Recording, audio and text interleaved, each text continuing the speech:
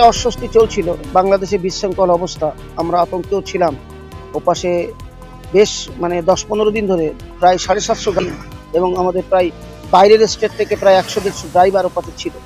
তো যাই হোক, আমরা কথা চালাচ্ছিলাম আমাদের ভারতীয় যারা প্রশাসন আছে, বিএসএফ, ল্যান্ড পোর্ট অথরিটি।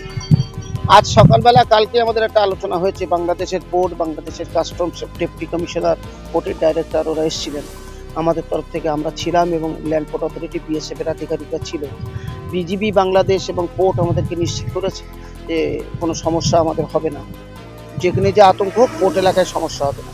তারপরে আমরা আমাদের আধিকারিকদের মতামত সঙ্গে আলোচনা করে তাদের পরামর্শ মতো আজকে সকাল এই 8টা থেকে আমরা আমদানি রপ্তানি একটু নর্মালের দিকে নিয়ে গেলাম। অর্থাৎ প্রথম গাড়ি 8টা 5-10-এ গেছে এবং বাংলাদেশের গাড়িও 8টা 5-10-এর মধ্যে আমরা নিয়েছি।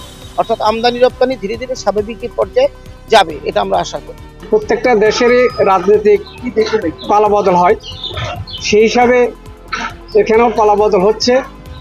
তো সেই হিসাবে আজকে সকাল থেকে এক্সপোর্ট ইম্পোর্ট চালু হচ্ছে, কিন্তু এখন এসে দেখি ওখানে যে সমস্ত ফটোগুলো ছিল সে ফটোগুলো সব সাদা করে দিয়েছে।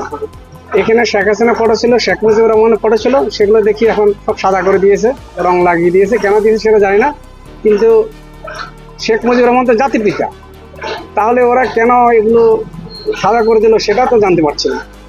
তো সেটা তাদের অভ্যন্তরীণ ব্যাপার, সেই ব্যাপারে আমাদের বলার কোনো অবকাশ নেই। বন্ধু ঠিক আছে, কিন্তু বঙ্গবন্ধুর অবদান তারা তো স্বীকার করছে না। আজকে ওরা যে বাংলা ভাষাটা কথা বলছে সেটা তো অবদান একমাত্র শেখ মুজিবুর রহমান সাহেবের, কারণ উনি তো ওই দেশটাকে স্বাধীন করেছে। আজকে তারা যে বাংলা ভাষাটা বলতে পারছে সেটা একমাত্র আমাদের এই শেখ মুজিবুর রহমানের অবদান। তার ছবি মুছে দিলে কিন্তু বাংলা মানুষের মন থেকে কিন্তু মুছে দেওয়া যাবে না। সে তো জাতির পিতা, সে জাতির জনক হিসেবে থাকবে।